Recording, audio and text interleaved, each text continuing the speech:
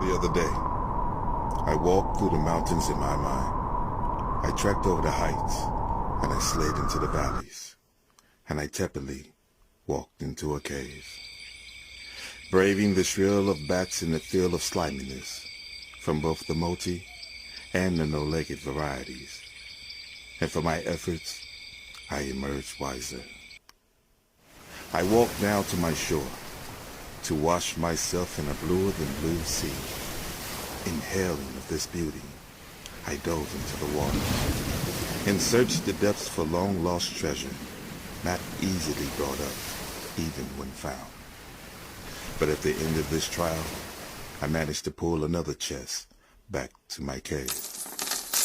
Next, I went to my woods, where I pulled my machete and started chopping through the vegetation of wilderness unkept, hacking and slashing until I reached the clearing, where I sat at the stump of the great fallen cedar.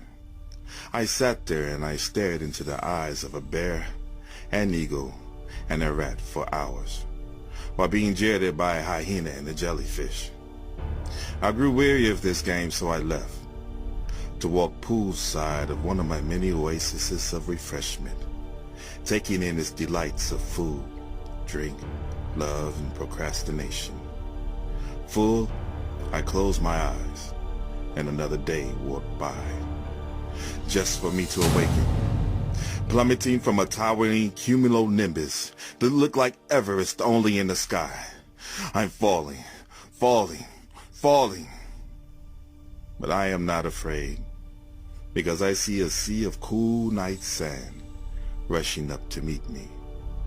I also see a table, an umbrella, a chair, and 1 liter of water, of which I did not partake, because I knew this was a trap.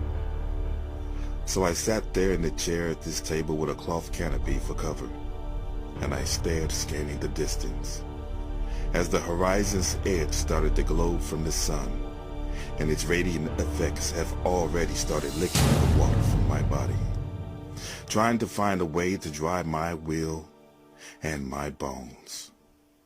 I know that if I walk my line straight as an arrow right towards the heart of the sun, I might just live. And this is all I remember of this day. Exhausted and roasted, I walked to the edge of this oven to plant my face in a cool meadow of tall grass, being refreshed by the giant drops of dew, and the dew reflects the moon's light, glowing the way to quench my thirst. And like an animal, I lapped, and the water burned so good, searing my swollen tongue. It felt like razor blades as the water cut pathways through my collapsed throat, and I could feel my healing commence, being serenaded by the animals of the night.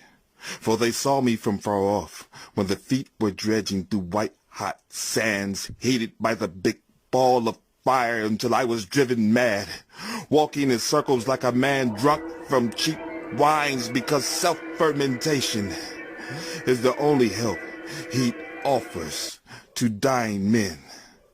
A large drink from a cup of madness, the madness to not understand that a man is near his end. But I lay here, breathing, cooling, and rejuvenating in this meadow, having survived all these trials. But now I must become conscious to live. And I attest to all the things said in this poem are true, because this poem was an inception of my mind. Poem.